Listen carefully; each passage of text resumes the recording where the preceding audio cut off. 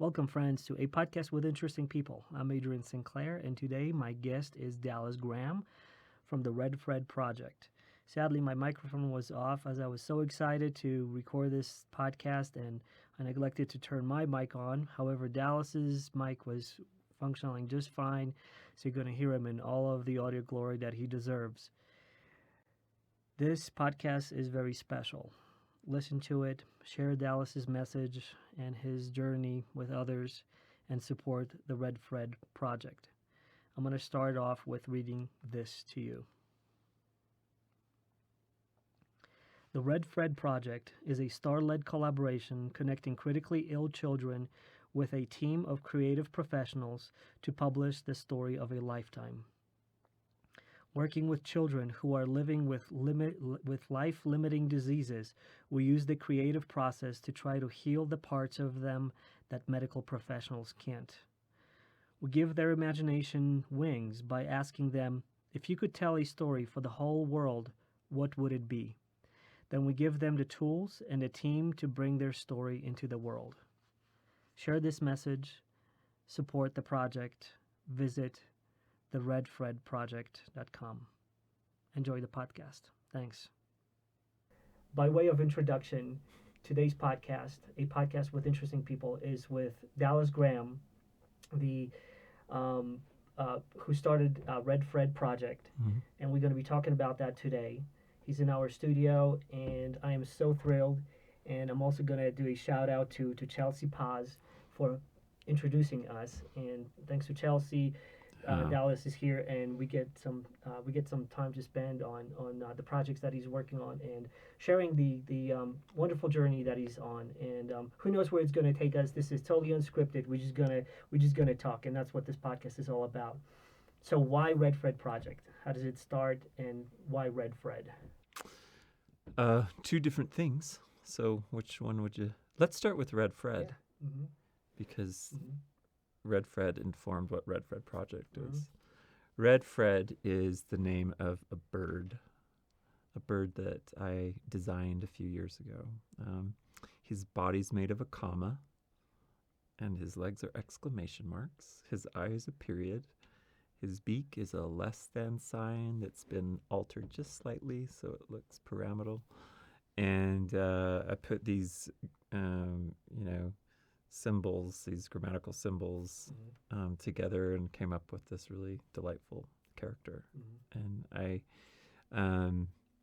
when it happened, it was all pretty quickly, and it was kind of just it was a gorgeous fall day in Salt Lake City. Farmers market was happening, which I live right across the street from Pioneer Park, and I was just having a really nice morning, and a really funny question flew into my head. I'm not sure how it came, but it came, and it was, I wonder if I can make a bird out of a comma, because some people have asked, how did it come into your head? Right.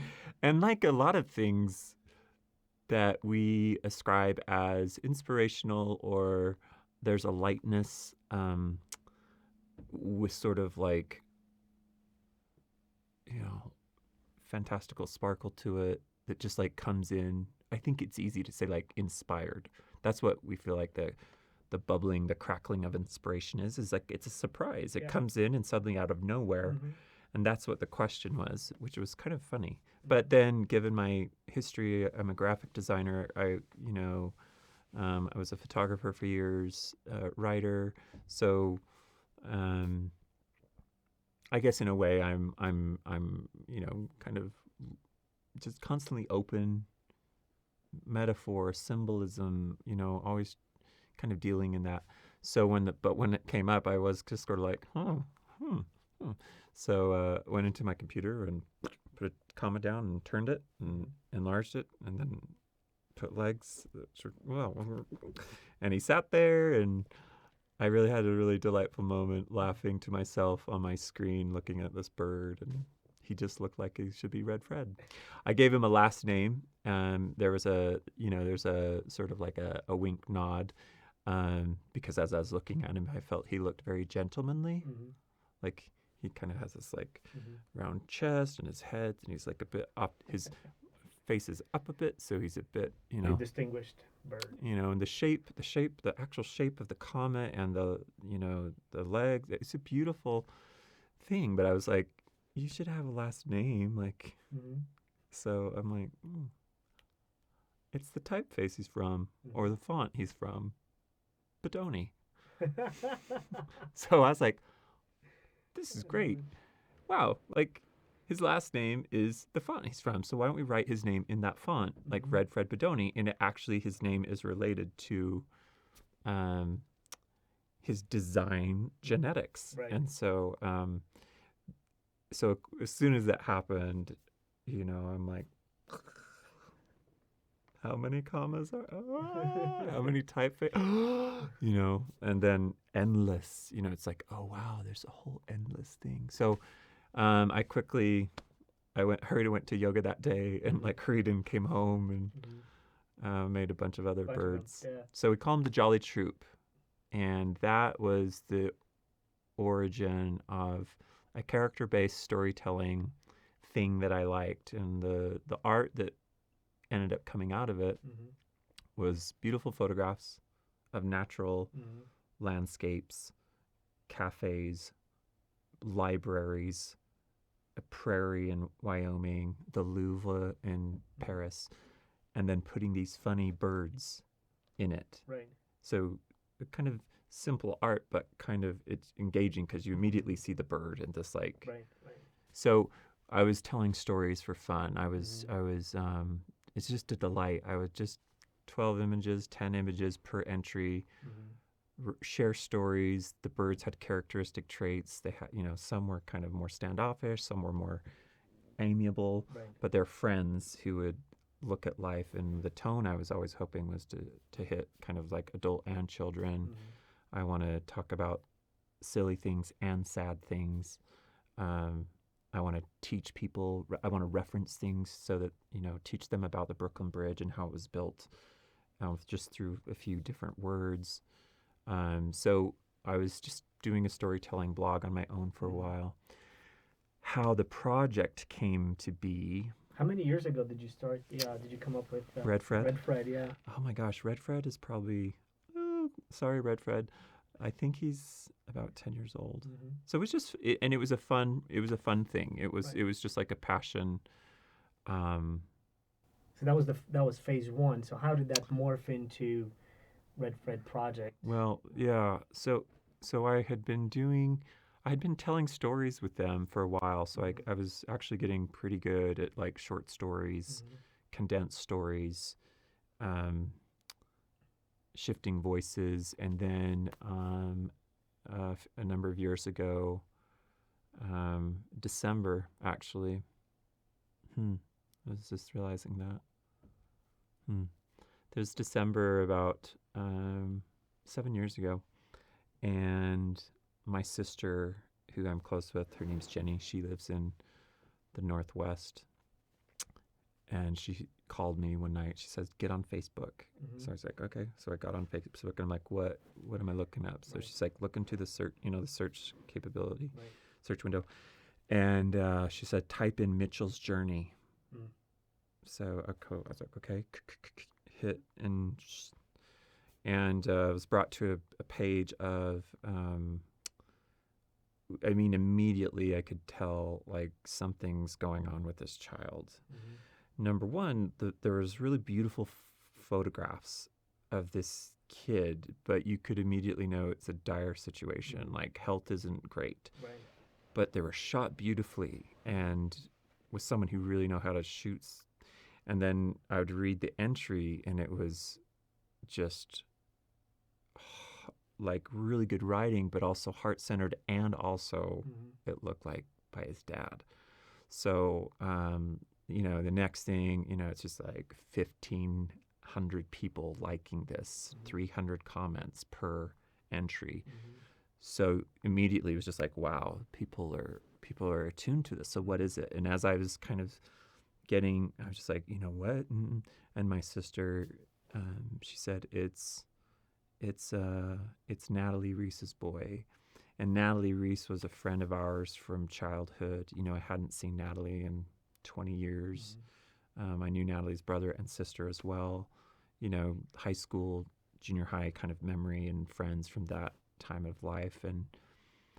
But I mean, the thing that happened, which I know has happened to you, and I know it's happened to anyone who's actually listening/watching, is when you hear from someone that your friend has a son or daughter that's suddenly been given a diagnosis that isn't great. Yeah.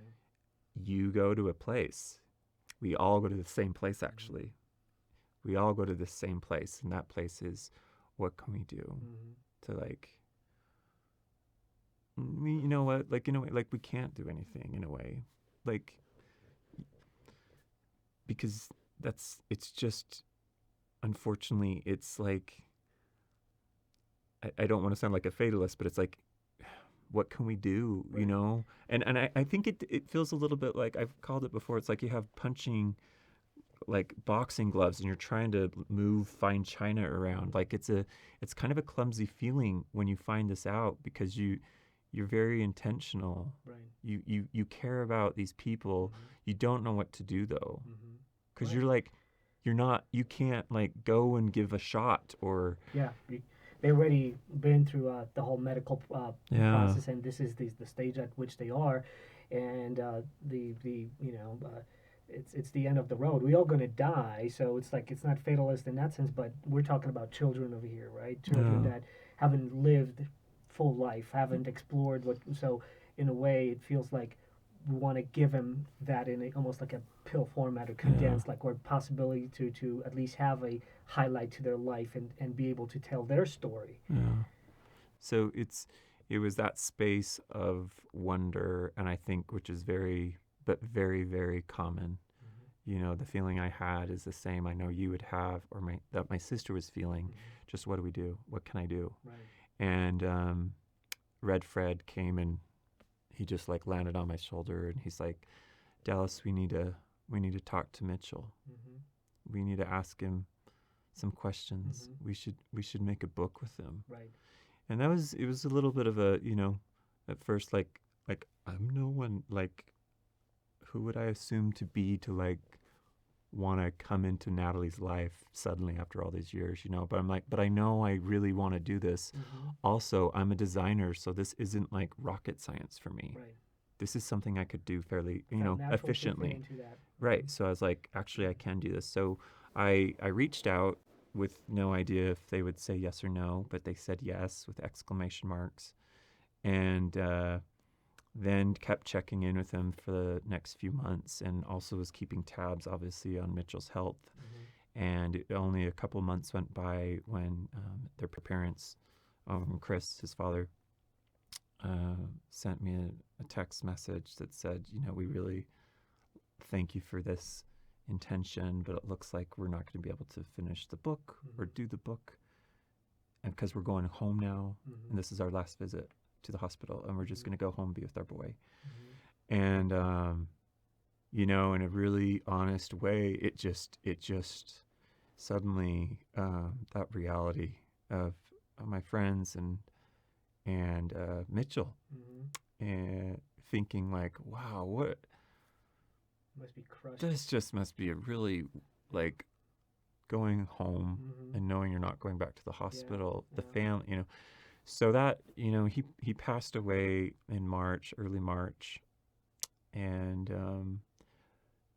but as I tell everyone, that life, that kids, that boy, that star broke my head open, and helped me see this giant populace on the planet who are these children who I'd say live in extraordinary circumstances.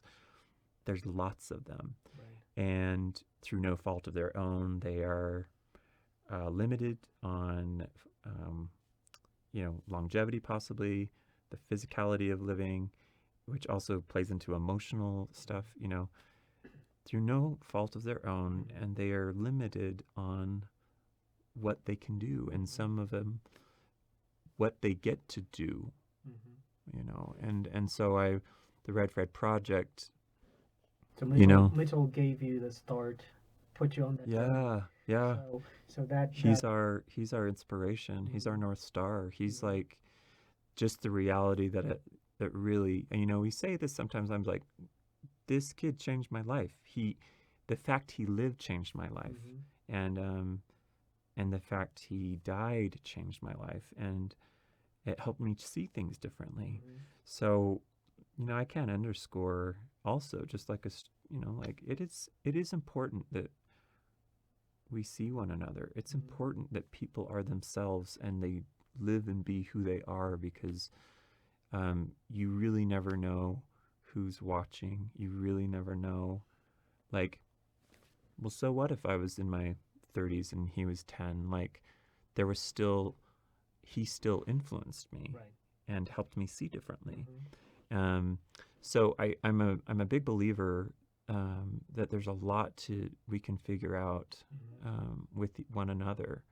So we talked about that briefly, how times are changing, and we get to communicate now and share our stories, and how that in turn is influencing everybody else. Like, people are seeing different perspectives.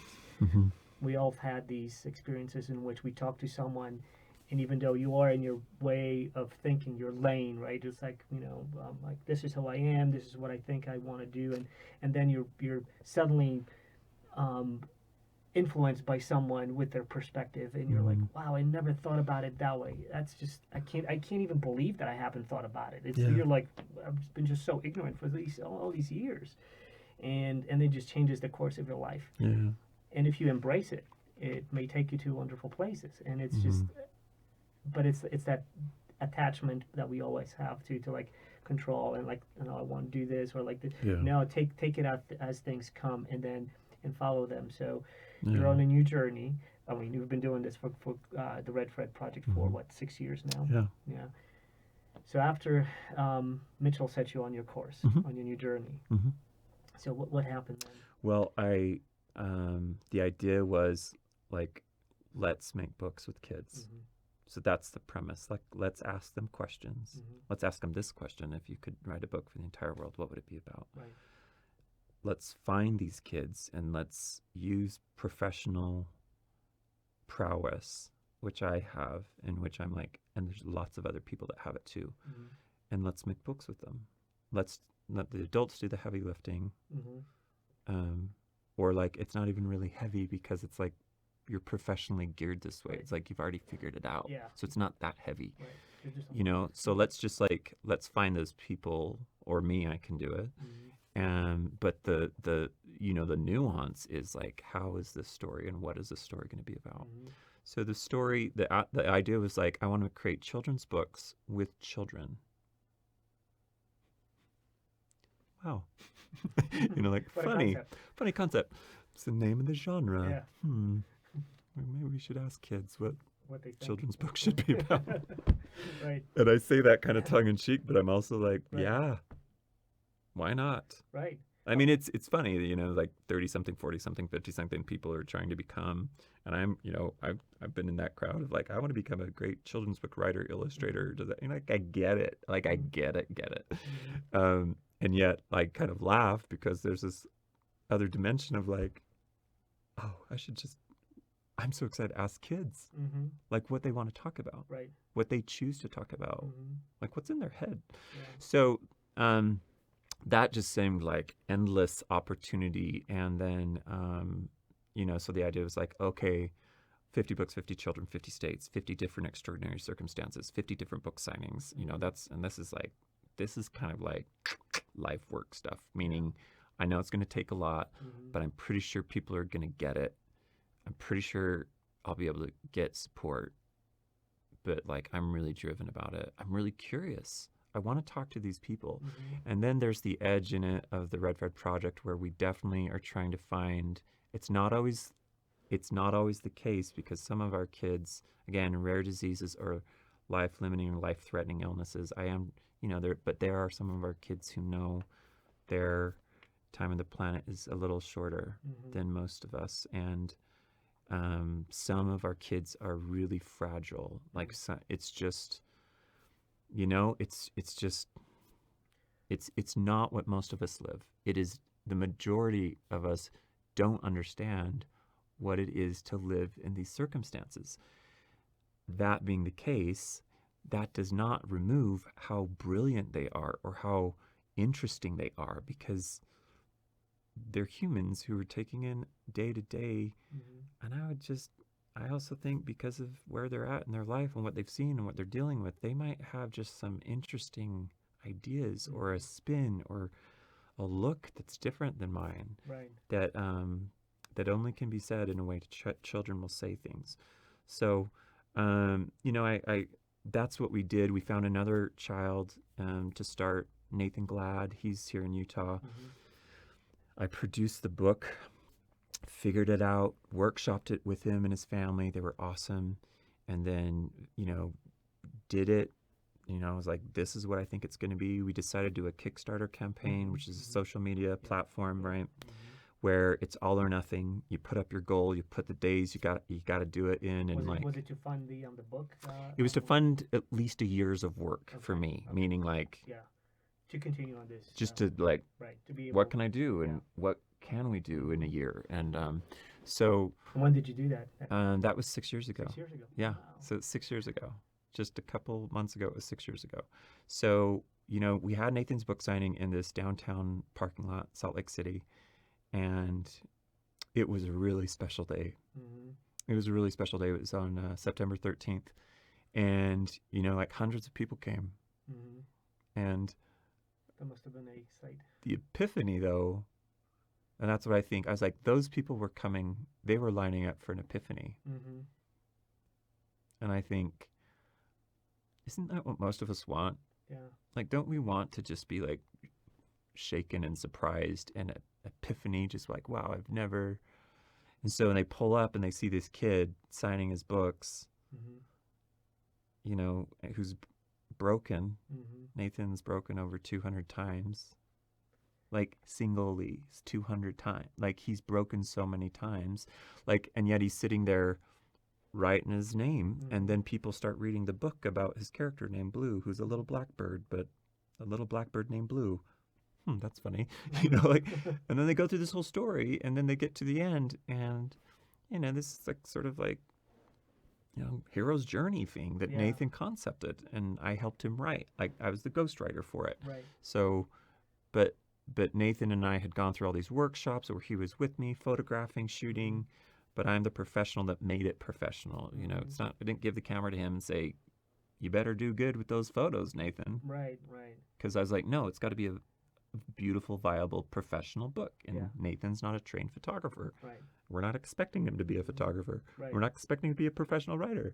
We're expecting him to be the author, though. Right. You removed all the distractions of the technicalities of producing it by taking a help on that part and letting Nathan to author the story and just focus on that. Yeah. I wonder, how did he feel after all these hundreds of people showed up over there at that book signing? Did you talk to him? I mean, you'd have to ask Nathan. I'm pretty sure, but I mean, he would give a better response by leagues than me, because he's such a well-spoken young boy, and he's really bright, and there's such a presence about him, and he's obviously a dear, dear, dear boy to me now. Love him forever. It was awesome. It was awesome, and I think, and it's been a few years now, and even in those little years, that's a span of time. That's almost, 6 years is half of his life, So, but he has continued to do good with his influence with the book. His book has gone on to help and inspire a lot of people, a lot of professional things. It's inspired professional things. And that's one of the kids. So, we got funded, just, to kind of bring it up. We got funded. We had kind of a, lack of a better term, a Cinderella moment, where, we were 30 hours left. We were $40,000 short of our goal. And if we didn't hit the 40, if we didn't raise it, our goal was 75,000. And we were basically at 35,000, 30 hours left. And no one's money leaves their bank account unless you hit the goal. But everyone, that I knew, my friends, everyone's tweeting it. They're sending it around. I'm calling everyone, and I'm please don't forget. This is it. And Neil Gaiman, Mm-hmm. who's the author, Yeah, yeah, Neil yeah, Gaiman, yeah. which Mm-hmm. probably some of your readers or Mm-hmm. watchers are. Um, yeah, Neil Gaiman happened to see our Kickstarter, and a friend of mine texted me early in the morning on Saturday that with the 30 hours left, and he said, "Go to Neil Gaiman's Twitter page." Mm-hmm. So I went there, and there it is. There it It's is. like our Kickstarter is Mm-hmm. on Neil Gaiman's page, Mm-hmm. and he said, "Can't stop blinking back tears. They have 30 hours. Mm-hmm. Fund him." And then magic happened. And then retweet, retweet, Yeah. retweet, retweet, retweet, tweet, and then the money just went.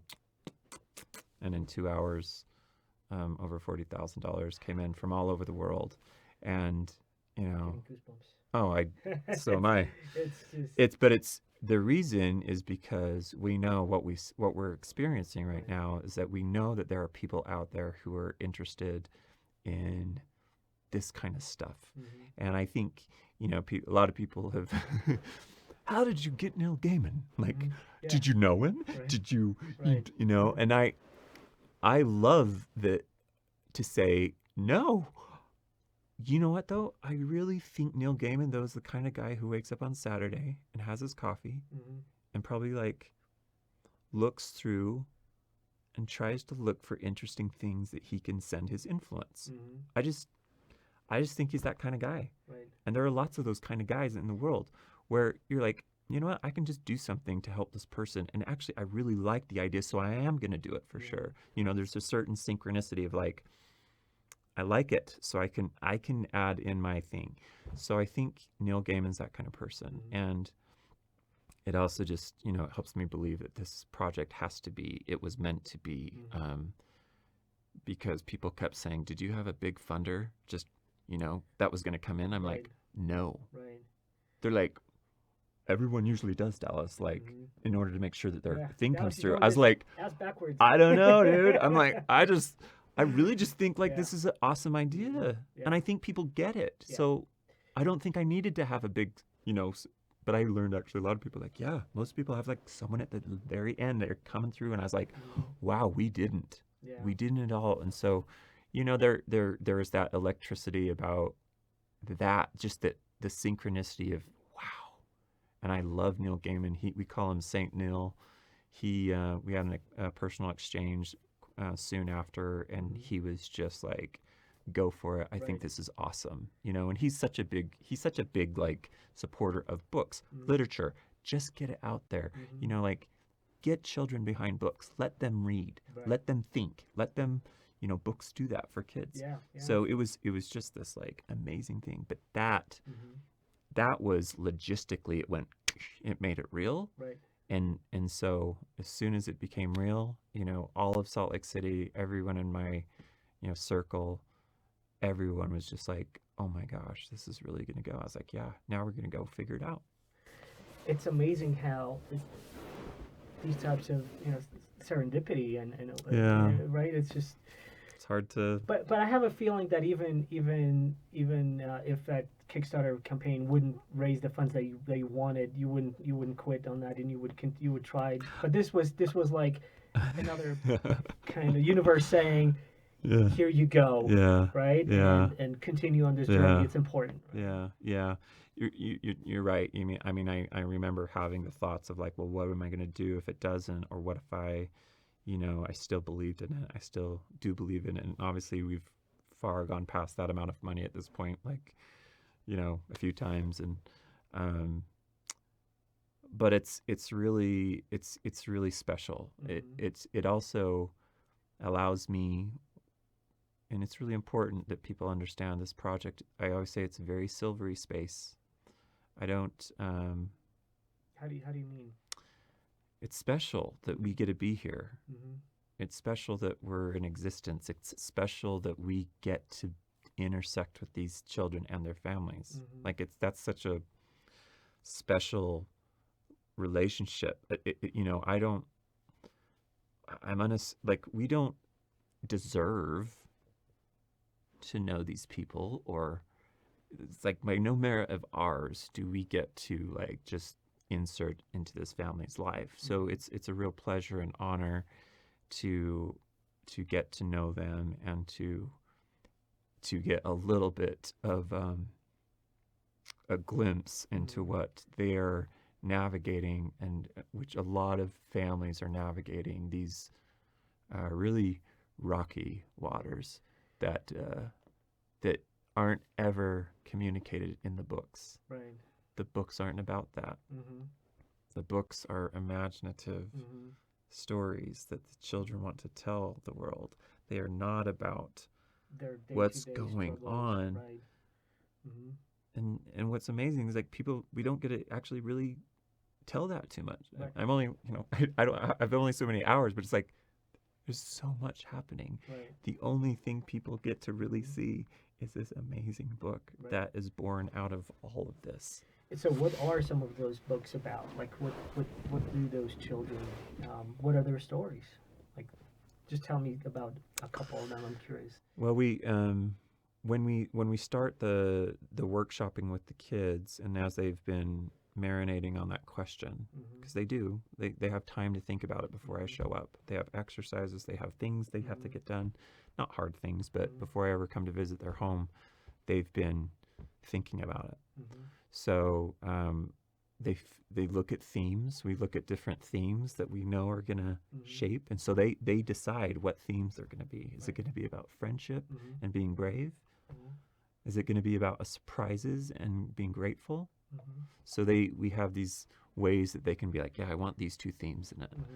And then, we start talking more broadly about like what's generally going to be happening. So a couple of those, let's see, who's is fun. Oh, they're all fun, but Colin, who's from Tennessee, his was really interesting because his bird, Charlie had superpowers and tried to do good generally because he didn't like to use his superpowers because his superpowers are weird. So when I was asking Colin, I'm like what do you mean weird, buddy? Because I'm an X-Men guy, I'm a Marvel guy, I'm a DC guy, I love all that stuff, comic book reader for years. So I was like, yeah, what do you mean? Yeah.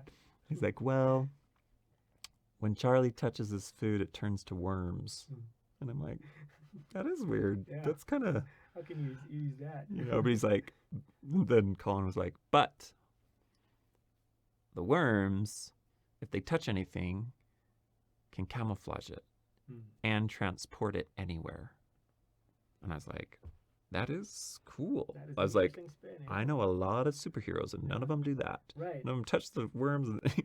So then the story of his book is how he comes into contact with the Jolly Troop who come through Memphis. And he's like really been a fan of the Jolly Troop and never thought they'd be friends. And they get to meet him, they like him. And then at one point, they're like, why don't you show us your superpowers? And he's really embarrassed. Right. And so they see him and they're like, these are awesome. Yeah. Like none of us have these. Yeah. This is cool. Yeah. And then they get trapped by Dreadfred. Dreadfred's the usual antagonist. He's misspelled D-R-E-D. I liked what you did over there. And creative. Dreadfred captures the Jolly Troop. And so it's up to Colin and the little worms that he's touched to go save them. And suddenly his superpower actually is super important to save his friends and banish Dreadfred to somewhere, away from them so they're safe. Right.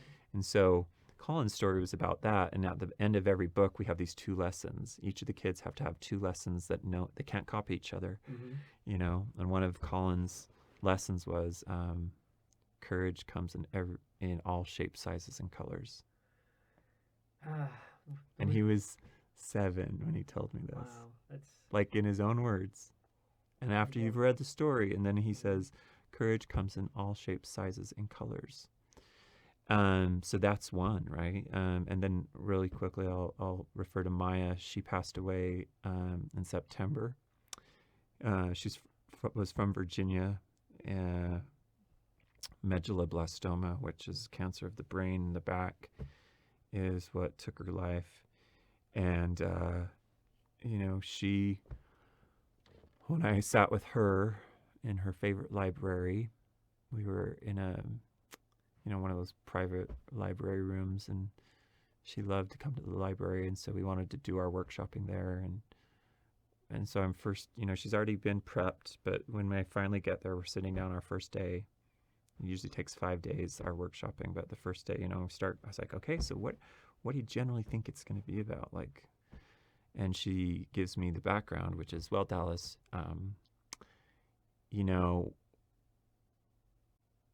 my cancer has made it so that some of my friends don't come around so much anymore. She goes, and it's really hard and it's lonely. And she goes, like 12-year-old saying, they're probably just scared. She's like, but it's really hard though when your friends stop coming to see you. Right. And I'm just like, so she's like, so I want to write a book, or my story's going to be about, learning how to choose friends. Also, when you need to learn how to let your friends go. I'm like, and how old was she? She was 12. 12. I mean, like, and I was like, Maya, this is amazing. And actually, every person needs to read this because it helps us, everyone, like, will deal with this. Not 1 second of it is it about brain cancer and how debilitating it is, how painful it was, how it totally, like, disrupts her entire life. She was a dancer. She loved to move. She loved craft. She loves arts. She was really smart, but, like, she was crippled by the cancer. And so, what we're really interested in Red Fred Project is learning how to see these children as who they are. They're not their diseases. They're not their circumstances. We get caught there because that's how much daily stuff is just there. But what we're trying to do in Red Fred Project is see who they are through creativity, innovation, storytelling, essence, and meaning, and trying to say, we're trying to see what else is in here so that we can project it out to the world, because you're not these things. And that, I know that, but we all kind of get caught there sometimes. We kind of get caught with the label, with the disease.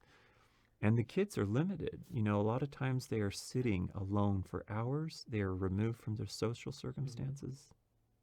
They are doing things most of us aren't. So we, again, forget, because the value of our self-concept, my opinion, comes a lot from how we show up in the world. It's how we show up in the world. It's how we're able to do things, say things, be things, act things. That's like the essence of when we say, who are you? What are you? Right. Well, what if you can't do that? What if you can't show up? What if you are limited to a bed and you can't, like, interact? Like, the self-concept, that's hard to stay upbeat. Right. And it, You know? it's something that, most adults, struggle with. How do you define yourself, and what defines you, right? Yeah.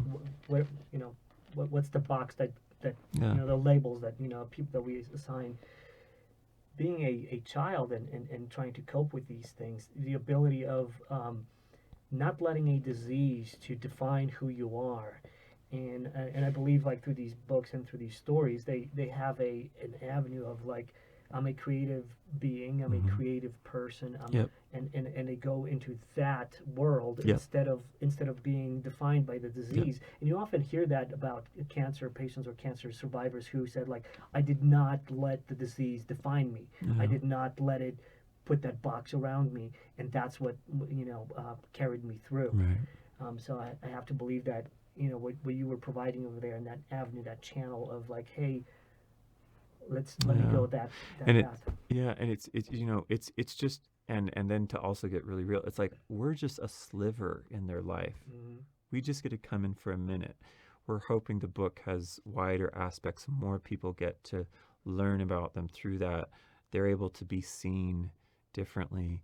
I wish I could take all of them and just like put them up for the world to see that like the way other creative people are seen for their work and for their achievement, meaning, these kids didn't get to live to be 67 and a world-renowned heart surgeon that then contracted cancer and then wrote a New York Times bestseller, and everyone thinks it's amazing, which it is.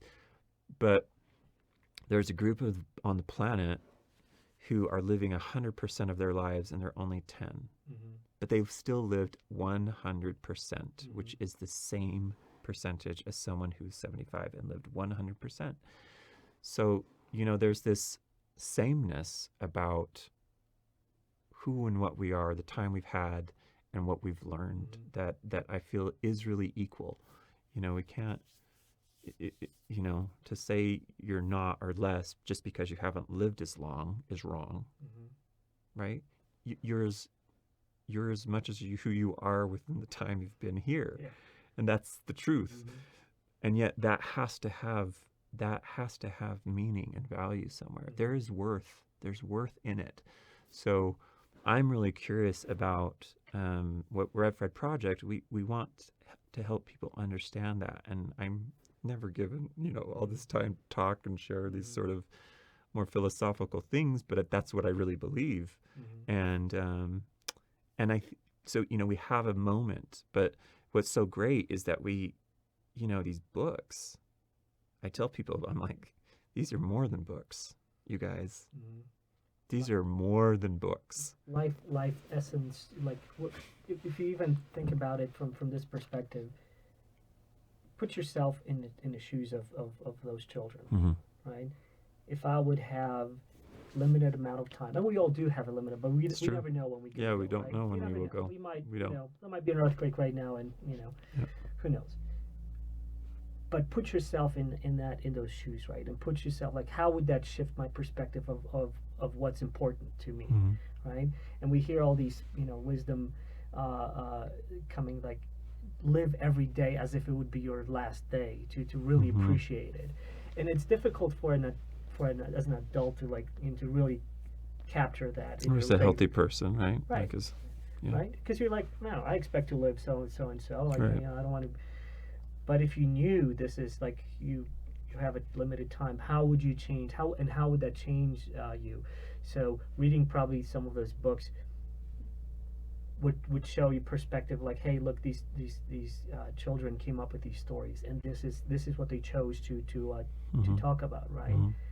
And then once you know the context of like what those kids were going through, and through their disease, I mean, this is just mind blowing. Like, you're just thinking, like, how did this child even produce? Like, I would be devastated. I would be right. I would be like, I'd be paralyzed. I would not be able to function at all if I would be like that. So it shows tremendous strength and power.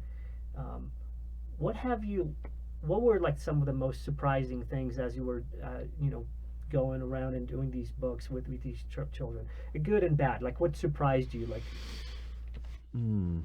what surprised? Well, it's genuine. A genuine surprise was just, not until we got to the door. We always Skype. We Skype before I get there a couple times so we can have some personal interaction. But also when we meet, there's a certain like, hi, like, we're here, and they're children, they're children, and so there's been a variety of responses at first. It comes and it gets to be like really good. But at first, it's like, I'm not their mom or dad. I'm not their aunt or uncle. I'm not their teacher. Right. And so I'm this guy who like totally believes in them, but we don't, so there's some getting to know each other that's really fun.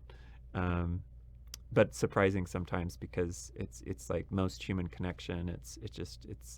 It can be immediate, but then it's like we really don't know everything about each other, so we have to kind of get to know each other and establish trust and establish what's silly to us and kind of what we like. So that's surprising. I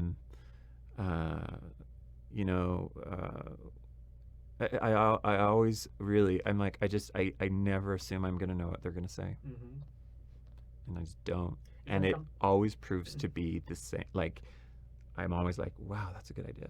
Wow, that's a good idea. Like, they just keep being good ideas, and they're not repeating, which goes to the whole point of the individual. And like, that's why it's unique. And that's why, sure, there's similar themes in books all over the world, but like, what makes each book unique always really is because it's authored by a person with a specific way. So that's surprising. That's what also is so enlivening each new book, is like, I really don't know what this is going to be about, and I'm really excited, but like, I have to be open, and I can't assume it's going to be like previous kids. So just throw it out, just be like ready. So it really calls on being like listening and trying to understand what they want to say. Was it something, this approach of not being, was it something that you developed, or was it something that like not going with any preconceptions, or was it something that you were like just surprised how different they were, so you're like, oh wow, I gotta catch myself, like I better not shoot in like these thoughts into these people it's more like that, yeah, like we're you just a big reminder, like I really can't like assume, and then we're really creating a story, and most people actually don't even know what that's like. Most people say, I'll do a book someday. Most people have gone through literature classes. Most people have like read books, but the process of making a book is different than just thinking about a book. Right. So that is a whole layer of our relationship. That takes something. That's like lots of this. Right. Lots. So it's product and process. Yeah. And but we found a way that they can do the things I need without being overly stressed or overly, taxed, either physically or emotionally, because physical and emotional are just really big things in their life, and sometimes very close. They're riding really closely together, which of course they are, because of course they are. Also surprising is the amount of grief that I know I'm been carrying, that I was surprised in, like, I would assume like, yeah, I'm gonna feel things. I knew that on the onset, and but I couldn't have guessed what I've felt, and the deep connection I feel to them and their families, even though I'm like, I know I don't live in their city. I know I don't get to see them all the time. I know I'm not there. I know there's not the constantness always. And yet they keep changing my life, all these people. And there is an aspect about it, though, that it's that has a lot of sorrow. It's just because it's unfortunate, the real situation, what's going on behind the book, behind everything. It's just unfortunate, and it's not fair, and it doesn't make sense. Right. And no matter how much we want to make sense of it, it doesn't really make sense that these people are in this situation of no fault of their own. They're just born into it and have to learn how to deal. And so becoming someone who loves them, who wants to support them and believe in them, there's an exchange, and they don't want me to feel down. They don't want me to feel grief. But that's the nature of our lives and relationships, and also probably has, it's because we love each other and care about each other, and that's what caring and loving does. We will carry one another's grief because we end up having compassion and empathy for others, and that's part of being the human thing that's why, so it's. I wanted to just to since you pulled on that thread, and we talked about it briefly before we started Yeah. the podcast, um, wanted to dive a little bit deeper into how this affected you, right? Like the onset of the project with which is definitely makes you feel great and good about like being able to bring this attention to these children and Mm. tell their stories and bring this to the world so others can um, take part in it in a Mm. sense and learn from it. All these stories that the kids um, shared with you. Mm. But as you were going through this process, and as you were meeting child after child within different circumstances, but all dire in one respect or the other, the impact on you and others who are part of the project must have been crushing. How did you manage to cope with that, and or how are you coping with it? You mentioned some things to me, but Yeah. um, I don't know. I mean, to be honest, I don't know if I've really been giving it the attention it deserves. What do I mean? Oh, I haven't been doing anything beyond like a normal day in trying to see my grief or this sadness that hangs with me. mhm, I haven't really been doing anything actively to uh, to really learn how to sit with it. And depending on who you are listening or watching, or we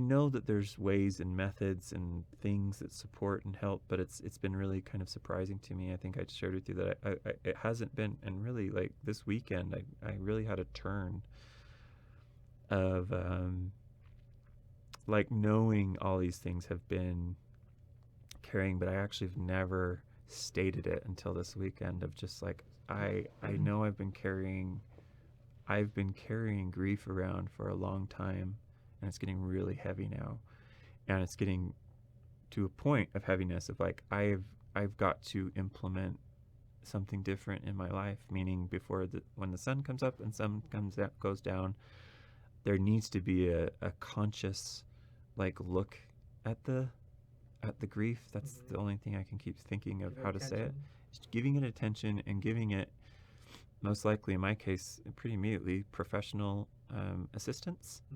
Mm. I have dear friends and a dear family who can act as certain buoyancies for me, but I'm also actually really wanting to explore professional help and or um, personal modalities that maybe I've never really given as much attention to. Maybe deeper meditation or a different way, or some other sort of assistance somehow bodily, or I think something that's really come up even more interestingly is just my body, and really taking more time to be in my body, like being really physical for a large part of the day, so that it helps move the chemicals of bodily workings, help Process. it helps process things. Sometimes emotions can Right. be stuck, but I'm interested in, like, again, like maybe people, but I'm like, no, I really think like I might be like exercising a lot more and actually squaring off that time for myself to say like I've got to start being in my body more, because I'm living so much in this like ethereal, like existential sort of place that I'm not trying to make it sound. Oh, we're But, gonna get into philosophy. but but I'm like but that's where my life is, and it's where I gravitate to the spiritual. I gravitate to like easily. It's kind of easy for me, and so So what happened this weekend? What was the turning point? this weekend there was the second annual symposium by an organization called Ever Presence, and I am one of the founding board members on the advisory council, and it's a symposium about the Conversations of Death and Dying. Mm-hmm. And it's spearheaded and led by the gorgeous Mindy Relier, who is a phenomenal human being.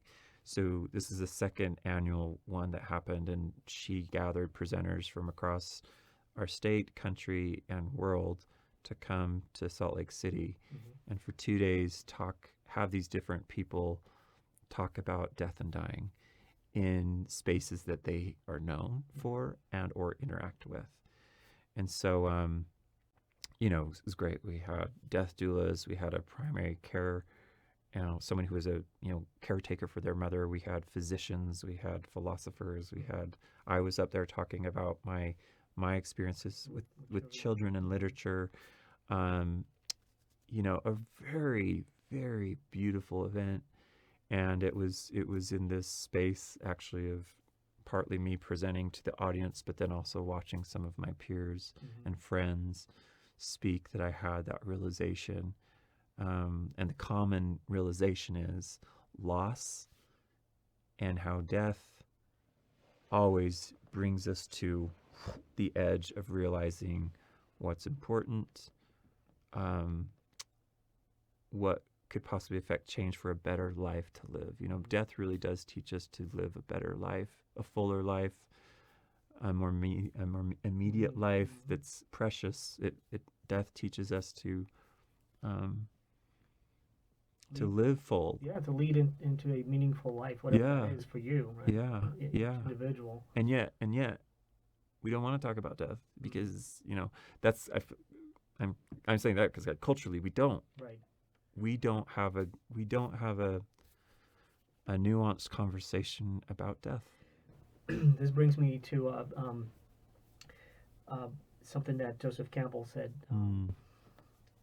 about how sanitized our Western ideas of death are, and how real and immediate death is in other parts of the world, especially like in India. A lot of people who make the pilgrimage, or just being in India and getting exposed and seeing death on streets, seeing death and seeing these rituals and these the exposition of that, and how that interweaves with people's lives over there, and how it shapes, is so different that people just come back just changed. Because like I think he said something like we just, everything is just so sterilized, and everything is just like life here, death there, and it's just like this boundary, and we kind of remove ourselves as a society from that, and it really impacts us. I don't think anyone's like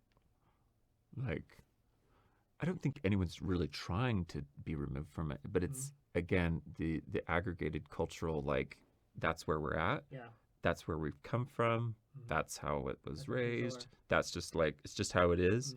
And so I don't think it's malicious. I don't think it's, I don't think people are like not wanting to. It's just that we don't and haven't. And so when we look to older cultures who have experienced differently, and we're very privileged being where we're at, and privilege is a blindness. When you're privileged, you're just blind. You're blind to so much of what so many other people are dealing with. And it's hard to, when you're privileged, you just don't see. You don't see it. You just don't see what everyone else sees because you're privileged. And whether it's born into or a part of, but we are a very, very privileged people in this part of the world, and with the amount of resources, health, everything, we are very privileged, and but I think death, or the closeness to it, however we're going to allow ourselves to do that or be that.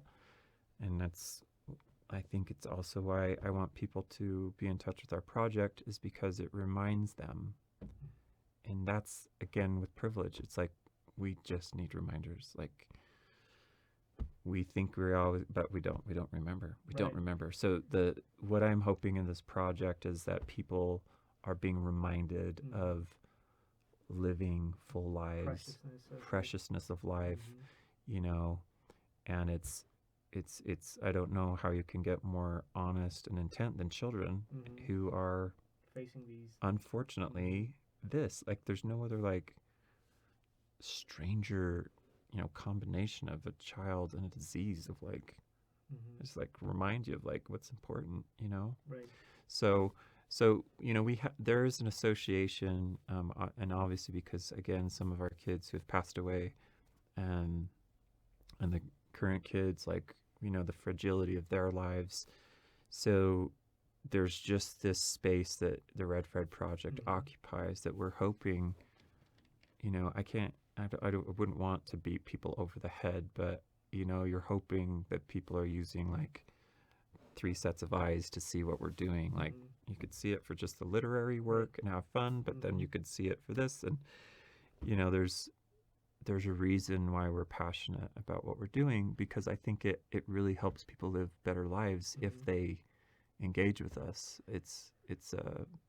We believe in living good quality lives. It's been said that you don't appreciate something until you lose it, and and so I definitely subscribe to what you say. What you said, that you don't even feel like how privileged you are that you have. You know, you don't have to.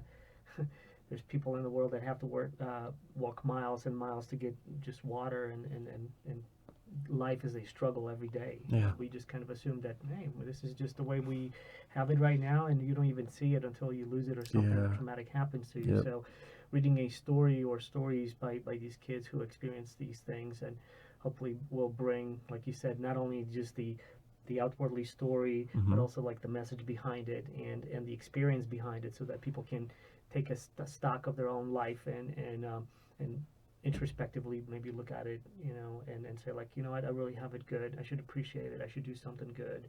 I should share some good stuff with other people, and maybe change their life's direction just a tiny little bit, you know, towards. Because the truth is that, you know, everyone who is alive, is occupying space and has abilities. You know, there's a lot of problems we can solve together. But, you know, I hope Red Fred Project is also, you know, other eyes. It's like, we're not saying that we can heal the disease right now. That's not our job per se. Right. But we are showing that there's amazing things that can be done by a variety of people of different age groups that have, like, this common thing they're going to do together, and it creates something awesome. And everyone's doing their job, or they're doing what they're really good at, and then we're producing something together that's really fantastic. So I'm a believer that, you know, what are your gifts? What are your skill sets? What are you, like, so good at? No one even has to, like, you know, you do it in your sleep. Sometimes we take that kind of stuff that we've been doing forever, and we kind of, like, meh. But other people don't do that what is so easy for you to go, like, yeah, got that. Right. Other people don't do that. They really don't. Right. And so how great is it that you know, we have just the surplus of humanity that's, like, has abilities, views the world differently, talents that are used for. So it's. I'm looking up at your website right now, and you've been extremely busy for the past this whole year almost. And so you've been traveling from state to state, from country to country, and what's next for this project? I mean, you've been doing this for some time. What's next? What do you see? I mean, obviously you want to bring this to the attention of more people in the world, and have people cherish and share those stories, and gain some kind of an insight from it. What do you see yourself next year, or maybe in 2 years? Within the year, well, I'll wrap the driving tour, in April. You know, and we're kind of me and my board are going to assess, you know, what did we learn, and according to that, I think that will inform some of what I'm going to be doing. I think a couple of possibilities are, you know, maybe like a scheduled, continued effort for the books across the states, and that we have a very scheduled approach in what we schedule them out, and also getting teams in these areas with these kids ready, prepped prior to us, so that we can keep going. I do need more help. It's becoming it's obviously too much for me, but I'd like to get the 50 books collection done soon, and it'd be great to have like it queued up so that I could go in, train the teams, and go to the next one. That'd be great. How many books are left? Oh, we got a lot, because just the 50 states collection, I'm on 16 right now. 16. Yeah, but if I had local groups that were ready, willing, I could drop in, go. They could all be working to get them finished up. And then we've been, we test drove this idea of local teams. It's called the Utah Collection. So we had 10 different teams of Utah adults that are currently producing. You know Adrian. Adrian, yeah, like his book is done, and then we've just been wrapping up his fundraising so that we can get his book out, which is awesome. But that came together because a team of Utah local professionals were like, we believe in this, we want to do this thing. How awesome. How great is that? So cool. And I would hope that there would be more interest in that, because I think that's what Red Fred is trying to do. We're trying to find this space for creative professionals that can engage with this beautiful populace of children and give them something meaningful and actually really awesome to do together. Everyone's got a different job, a writer, designer, photographer, videographer, fundraiser, kid, let's go. Like, you just do your job and this will happen. Right. So it's a doable. So that's what I'd like to do. I think there may be a chance that I'm going to take a 6-month sabbatical. I'm just being really honest about that, meaning I might not publish anything for 6 months and to reevaluate where we're at as a foundation, also to just get some grounding for myself, but also kind of, I think, like pull it apart a bit and just really take some diagnostic looks at like how are we really functioning, and do we need to change some things? How do we adapt? How do we continue with the same fervor? But then, there's so many parts to how this thing continues. So I may be giving myself some time for that. And then I've been invited to international. But, I want to be able to always just bring this same idea. It's like, I need a bunch of creative professionals. It's a certain amount of money, and like, we can make this thing happen. Right. So that's the hope. Global reach through local groups. Right. And it's always going to be leaning into the creative community, meaning, creative generally. Right. And then like the area local to that kid. Because each place I go, I expect that place to raise the money. This is actually very interesting. Well, it's a good approach, and also community building. Because, like, if you can bring artists right from the local area where the child is, and just brings together that community as well, because it's not like, oh, we're just kind of going to drop a team, show up and do everything. It's kind of, it's beyond just like you have a book, but then you also have like building this in a community and hopefully taking it to the next level where they branch out and maybe do additional things. And that's how you could gain that exponential growth. And we're learning what that takes and means. We have a number of teams in Utah here, but most of the teams didn't finish. They didn't finish in 4 months. Why? Well, they're adults that have other lives happening while they're trying to do this. And, we're trying to be really efficient for time, but we've hit some snags. We've hit some hurdles. Some of the teams have got really down.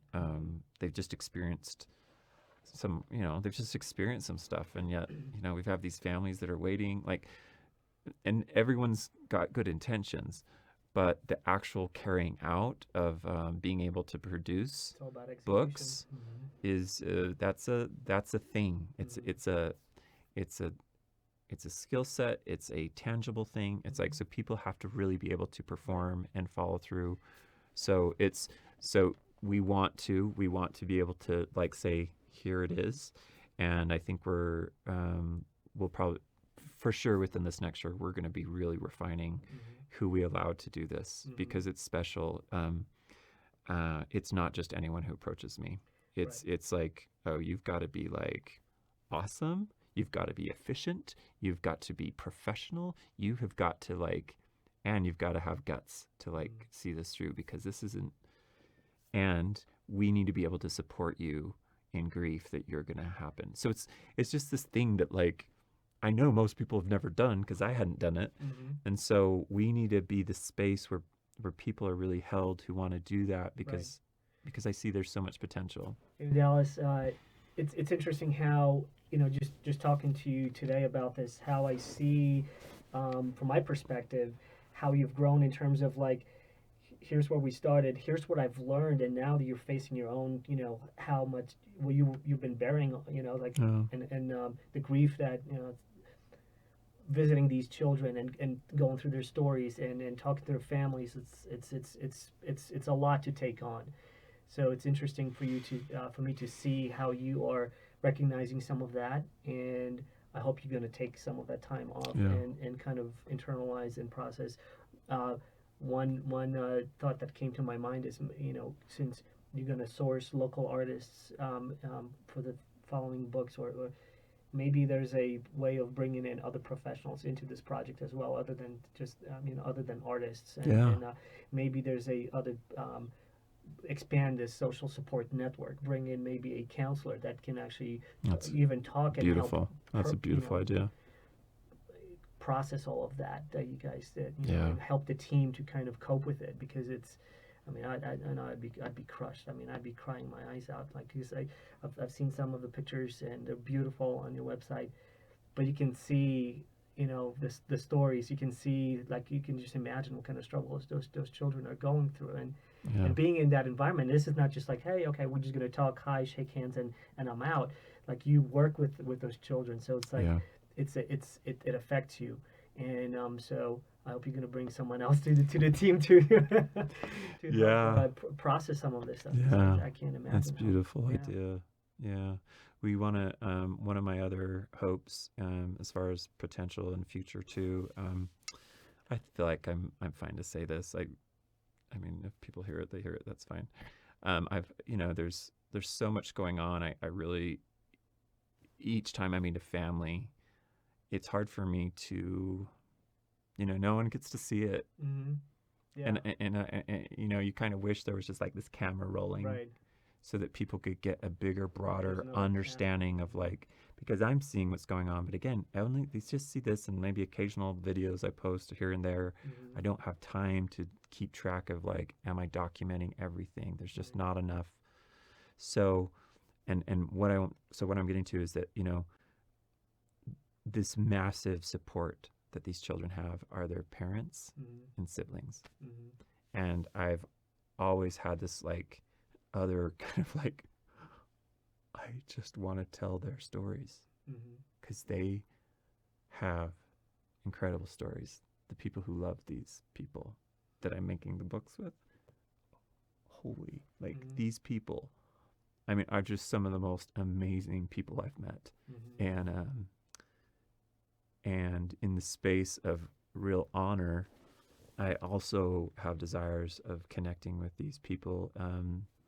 One of the things I want to do is books of poetry by our Red Fred Project Mamas, a book of poetry from the Red Fred Project Papas, and a book of poetry from the Red Fred Project Siblings, of them expressing just through one poem each person, not the whole family, like each person.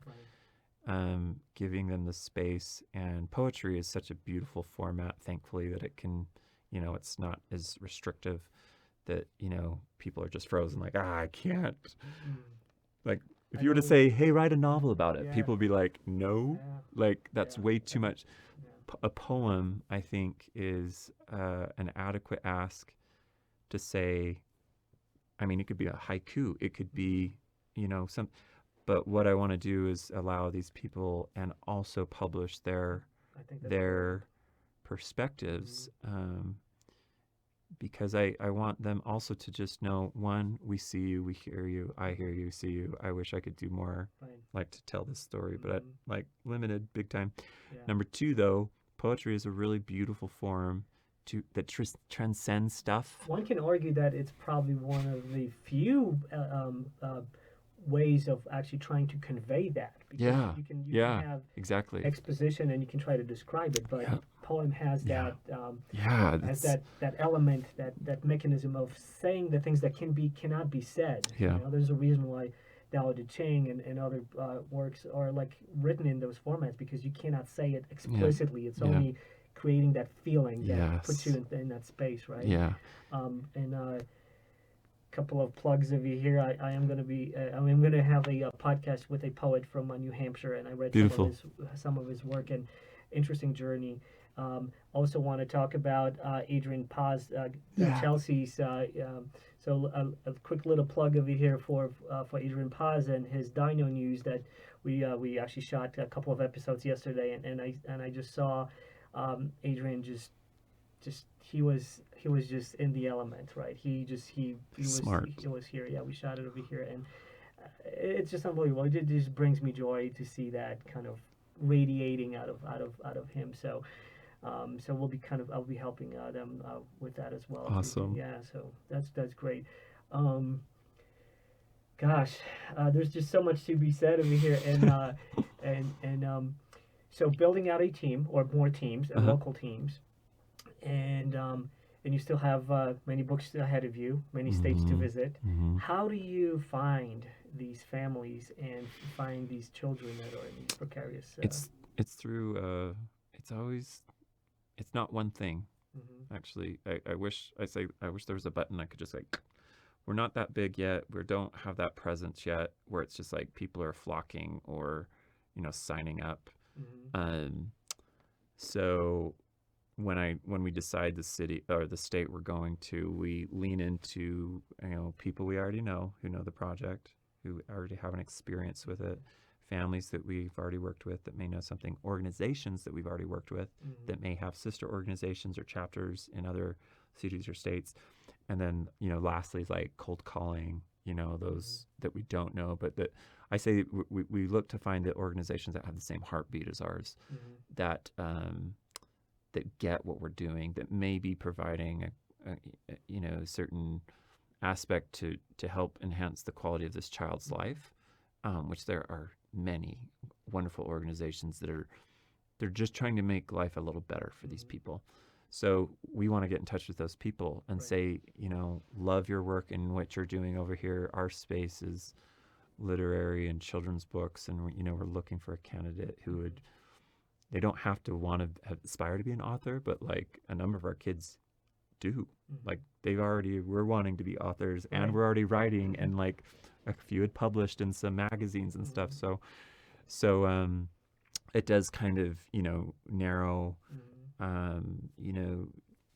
Do you have a kid that wants to write a book? And some of those organizations know. Right. So that's how we find them, and it's always takes more time than I always think. Every time I think it's going to be easier, it's not. But it's always beautiful too when I look back and see who I met, who found the kid, who was behind it, Mhm. and they never get the exposure due. But there's been so many people who've just come from the shadows and like helped me find the kids, and I really love those people too, and they're a part of the tapestry of just like who found these kids for me ultimately. Right. So that's how we find it. It's again, it's not just like one aspect, and it's part of the thing our board we're trying to figure out. Like how do you just like get the bucket? I'm being kind of lighthearted with that, like, but we need to like how do we? Because it takes time, it takes vetting, it takes like Right. finding the right people, finding the right match, finding the right, and then everyone's just living lives generally. So Right. being able to get back in touch with and follow through, it's a larger thing, and so that's how we find them. It's just not one thing. Implementation is always the hard part, right? It's the finding a team and people that are not only on the outset really interested in doing, but really capable and determined and motivated enough to actually pull all the way through. Especially that they may not know how much it's going to affect them as well, right? Yeah, I mean, there's a certain. I think I could say there's probably a certain group of people. I don't think this is for everyone. Mm-hmm. and that's not to be mean. That's Oh yeah, not no, to I agree. be, but I don't think it calls to everyone. Hmm. And I've always thought that. Um, and but I do want to reach the people that it Hmm. is interesting to, I think you I know? think Dallas is going to be a something that is going to be a fine line because I can quickly see this project just exploding and getting viral attention, and Mm. then you might have the opposite problem of having too much to deal with in terms of like many more people that would love to do this than you would possibly even have the time, like even if you wouldn't sleep. Mm. and and Mm. so I don't know, maybe a TED talk. Yeah, I I think mean, this is something in line that yeah. they would love to. I know the Salt Lake City chapter has reached out a few times to me, and just it hasn't aligned with my schedule. Mhm. Um, but the platform's a beautiful one. That I mean, I obviously see the advantage of potentially reaching more Mhm. people, and Yeah. I feel like the last few years, actually, just like the last couple, it's like it always like hits at a point where I'm like leaving or already have something scheduled, and I tend to side with I want to go do the work I'm doing, and yet maybe this next pass where I take a break from specific publishing aspects, that I might allow, not just, I'm not trying to say like allow myself, I mean like, um, if I don't do it, it doesn't happen. Mhm. Red Fred Project. Right. So if I don't do anything, nothing happens. So to me, there's things that have to happen for the organization to go, because Mhm. I'm like the one paid, like, Right. from the foundation, I'm the one paid person that Mhm. is doing it. So Mhm. it's my job, but it's also my baby, and Mhm. it's all this. And yet, so there has to be that kind of space where I was like, well, if I'm that means I'm not doing anything. That Mhm. means we're gonna pause for a minute, and I could see myself saying like, well, during that pause, this is where we could probably develop some of our, like, okay, strategically, if we really want to get further, farther, faster, or whatever, more efficient, what do we need to do? Okay, Mhm. well, okay, now's the time we could approach TEDx or say Mhm. something like, or you know what I mean, like, Right. let's just be, now let's maybe focus on some aspects of, where I can only do that if I'm able to literally put over here for a minute. Mhm.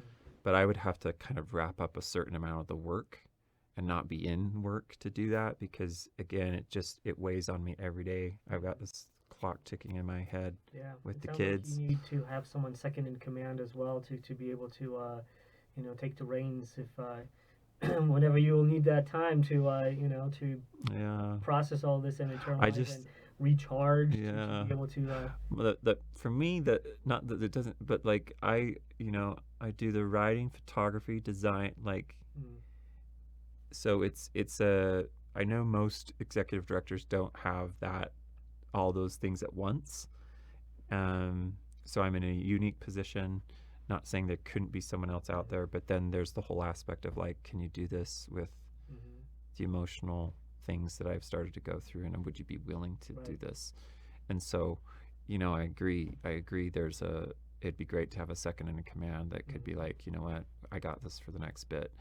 Um, but however it is of my own making, I'm like, I don't even know, mhm, like, I know competent, professional, beautiful other, but I don't know someone that has got the skill sets that I have mhm.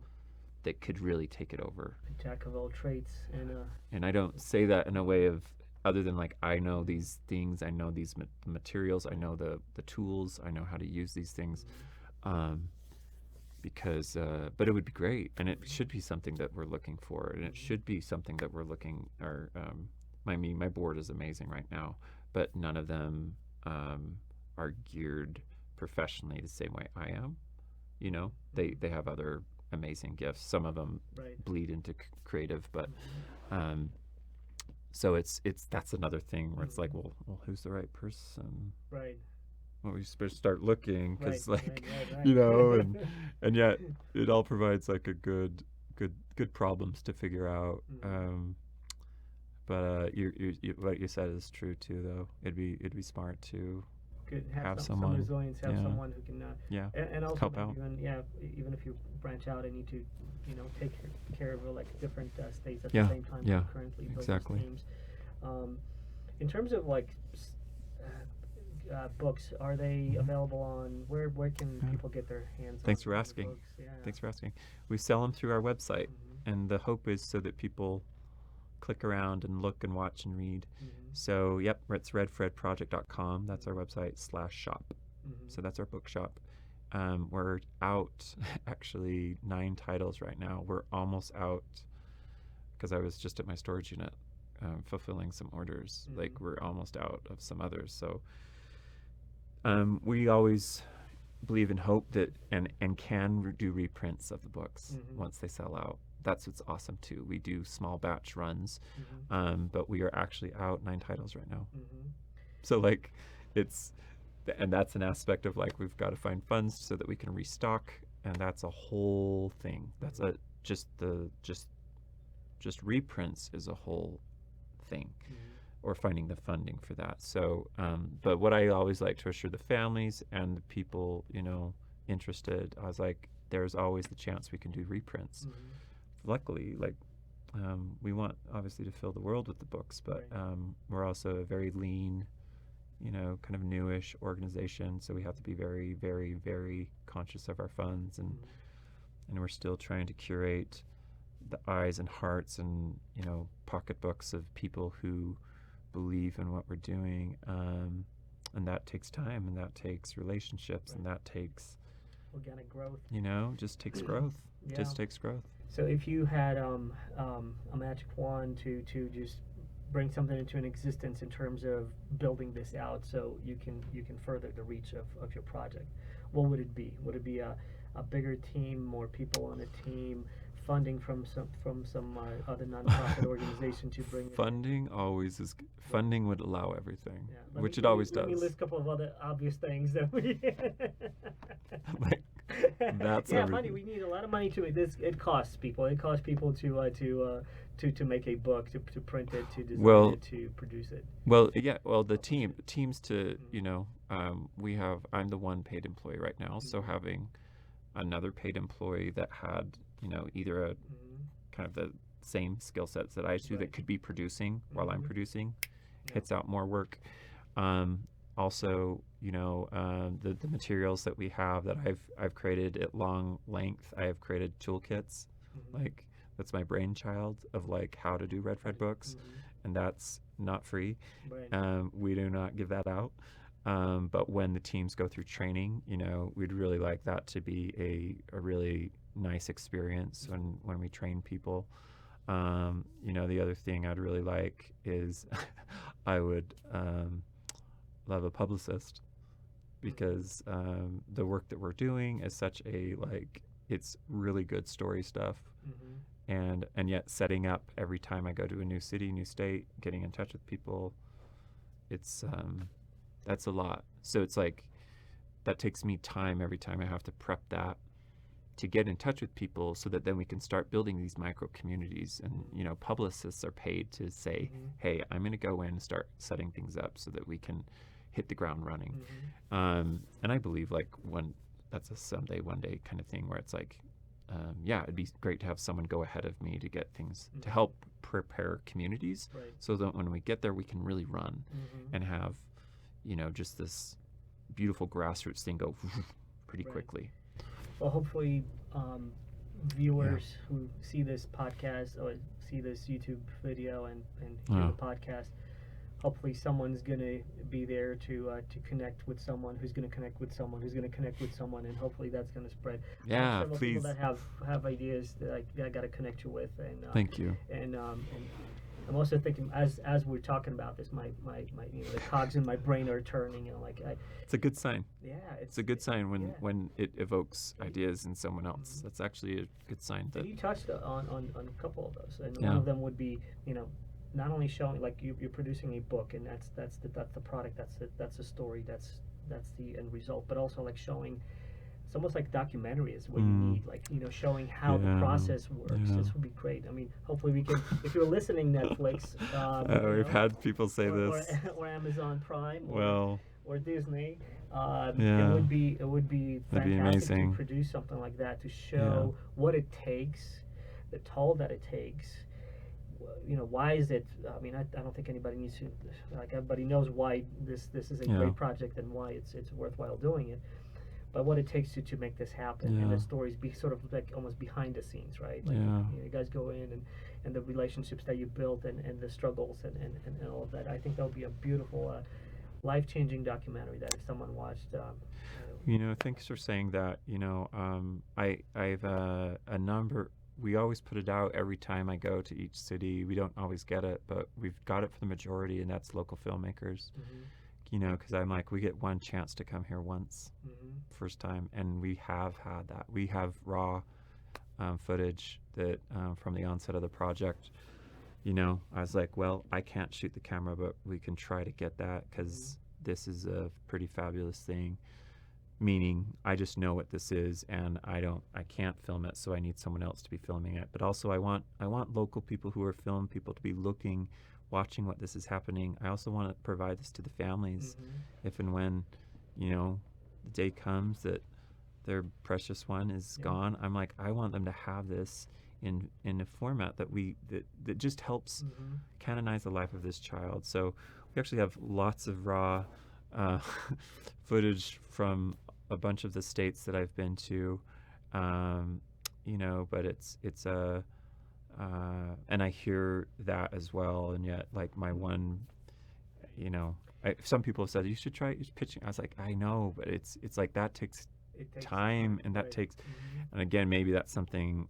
If we thought that was actually worth going after, maybe that's something I could do in the pause that I take. So this is a call for all the editors, talented filmmakers over here. And by the way, we have a very robust filmmaking and videographers community in Utah. Yeah. And so Parker Walbeck, if you're listening to this, lots of talented people here. There's a lot of talented people over here that could definitely take up a position or part in this, and that would be great to. So I can definitely connect you with some people in that respect. Thank you. Well, Thank you. It's always the challenge when you have a lot of footage and then editing it into something that's. Editors are gifts. Editor is. And I mean, if there's a project you want to get involved with, this is it, because. I mean, just listen to this podcast. It's just. Thank you. Yeah. So if we can bring in more people to help out, that would be great. To help edit what you have already. Yeah. I like to say when people are like, "What do you need help with?" I usually turn it back. I'm like, "What are you awesome at?" And they tell me, I'm like, "Great. Right. Let's do something with what you're awesome with. Let's lace it with Red Fred, and like, that's what I want." Yeah. Talent and I want you to do whatever you do really awesome. Thread it with Red Fred, and let's see if we can do something. And if we can, awesome. Because again, there's a time thing going on all the time in me and with what we're doing, and so I'm not too patient with let's figure it out kind of. Yeah, you know what I mean? Like, I just need people, if they want to help, to be in their A game. And then like that way it's efficient, that way it's like it's quick, and we can do it, get it done. Well, clearly you've been doing it for several years, so you've established some processes, and you've honed in the craft of producing this, so it's not just chaos. Another thing that comes to my mind is Sundance, a film festival. Wow. Right. You need to get some people involved from that crowd. I know. Because this would be such a beautiful documentary to showcase right over here in I know. Sundance. It'd be quite nice in that we're in the shadows of it, and I enjoy the film festival myself. It'd be great. If you were to summarize some of the lessons learned, and you kind of peppered them, in this conversation, but the takeaways that you have. When you meditate, or maybe when you just kind of think about, like, reminisce and introspect this last couple of years as you were doing this project, what would be some of those lessons learned and some of those gems that changed you, that enlightened you, that those moments of epiphany and the satori moment of what will be some of those? I mean, I've got to go back to the kids, and they're two. So each of the kids has 2 lessons in the back of their books Mm-hmm. that are, just they're the stars in my sky. And it's really what I learned, and I mean it. So I'll share a couple. Nathan Glad said, "Sometimes our dragons help us."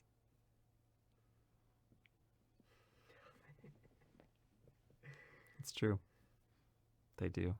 I've learned that. Shay said, "Sometimes you just have to be brave." And I've learned that.